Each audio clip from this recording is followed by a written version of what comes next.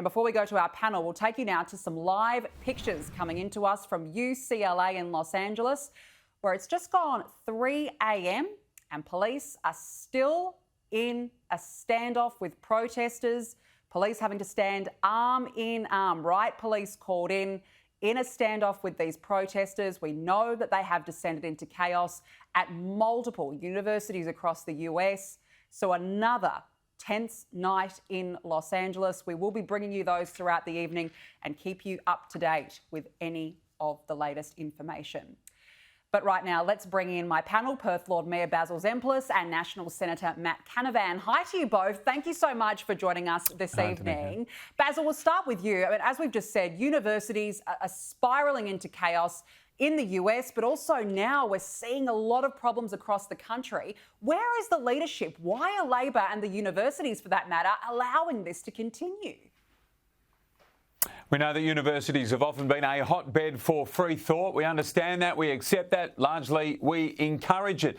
But there needs to be some balance, and there needs to be some leaders, whether it's amongst the university cohort themselves, whether it's the staff of the universities, or some senior figures in public life saying, hang on a minute, hang on, guys. All right, we understand there's going to be some support for the Palestinians, but where is the counter support for the Israelis?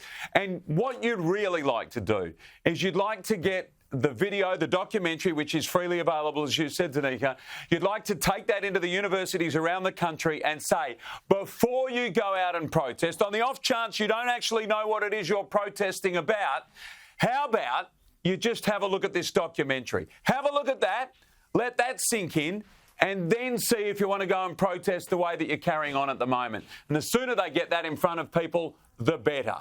Spot on, Basil, and I would implore people to look at it. It is very confronting, but it really gives you an idea of what so many went through on October 7. It is appalling. Matt, it is extraordinary that here in Australia in 2024, we have a situation where Jewish students are scared to go to university. How did we get here?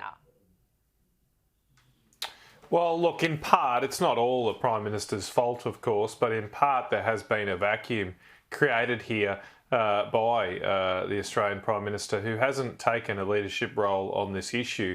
I mean, we need to be very clear about what we stand for as a country. Of course, we stand against the kind of atrocious violence we saw perpetuated by Hamas on October the 7th.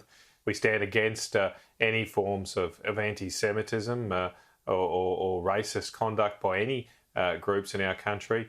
And of course, we also do defend the right to people to have their own say and their own views on this matter. So I have no problem defending the rights of students putting forward a view about how the war has been conducted by Israel, about the situation in Gaza. They're right within their rights to do that. What they don't have a right to do is to interfere with other students going about their day.